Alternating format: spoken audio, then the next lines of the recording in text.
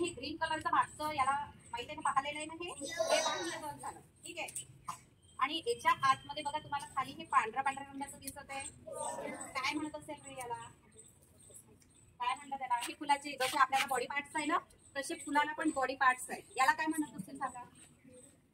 याला म्हणतात अंडाशय. काय म्हणतात? अंडाशय. आणि हे जे आहे हे छोटे छोटे बारीक बारीक दिसत आहे तुम्हाला केसांसारखं, याला काय म्हणतात? काय म्हणतात त्याला?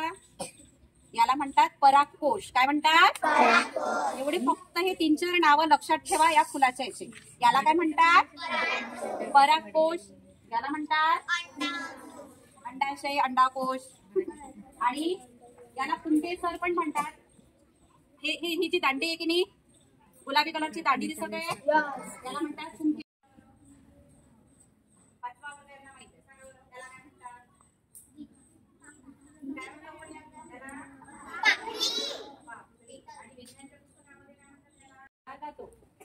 कोणता राष्ट्रीय वृक्ष माहिती आहे तुम्हाला? वडाचे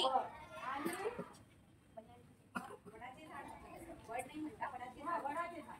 किंवा परंतु वड असा वृक्ष आहे की जे जगाची हवा आहे त्याच्यातलं 75% ऑक्सिजन वडाच्या झाडामुळे मिळतात.